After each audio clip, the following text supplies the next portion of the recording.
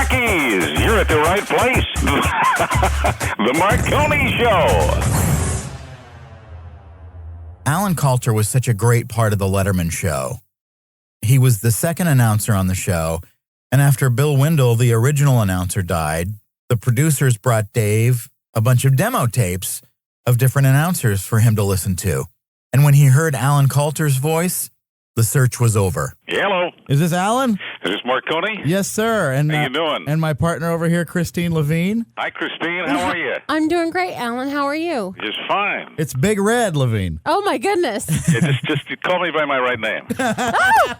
You can call me Big. It is.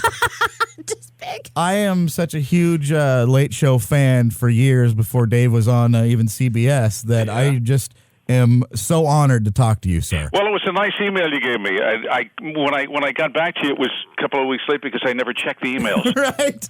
Hey. I don't know if you do the same thing, but it was like 2 weeks later, and I said, "Oh my God, that's not good." This was a request for tomorrow or the day after. No, you are a busy man, and rightfully so. You are very successful at what you do, and you've been doing announcing forever, haven't you? I have, and you're very nice to say all those things, including the stuff that you've been emailing me.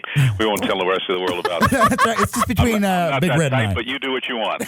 I was such a Letterman fan and really loved Alan.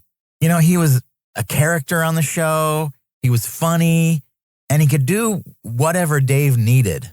Don't you wish your girlfriend was hot like me? Don't you wish your girlfriend was a freak like me? Don't you? So tell me about you. Do you have a last name? I know Marconi's your first name. I call you Mark. My last name is Marconi. I know that. My first name is Francine. It's Francine. Yes. Very nice. When I worked for CBS Radio at the time, the radio division and the television division were both on the same email platform. So you could look up anyone within the CBS network. And I really wanted to get Alan Kalter on the radio show. So I looked for his email address. I sent him an email asking if he'd be on, and he responded and agreed to be a guest. And that was it. Eventually, he became a somewhat regular guest, and I was blown away. They do things. They do things off the wall. You know, I had rotator cuff surgery about 2 weeks ago. Yeah, I was going to ask you about that. I saw this on TV. Now, you were gone, and I was like, we were getting ready to set up an interview with Alan. I'm like, oh my God, he's passed on. What the hell happened? You know? Well, yeah, there was one day I was off, and then I had the rotator cuff surgery, and hours later. Well, actually, the very day I had it, 3 hours later, I got out of the hospital, and I was really drugged like crazy. The doctor said, "You should not go to work." And I said, "How bad could it be? All I'm going to say is from New York." And one line, I can read it. Might be blurry, but I can read it. and I read it, and Dave, the next thing I knew, Dave said, "Alan had rotator cuff surgery today. He came in, isn't that brave?" And did this whole thing, and I was in like another zone. So when he said to me, "How do you feel?" I'm very honest when I talk to Dave. That's what he wants you to be. And I said, "I feel great. I am zonked to the gills with drugs. Who would not feel great?" I loved Alan Kalter. He was so kind and generous with his time. In 2008, I was off the air in between jobs, and Alan was one of the first guests on my podcast. And in 2008, it wasn't common for known people to appear on the internet. Now, every celebrity or comedian has a podcast, but then it wasn't really a thing for known people to appear on internet shows, especially for an out-of-work disc jockey. Hey, all you suckies, you're at the right place.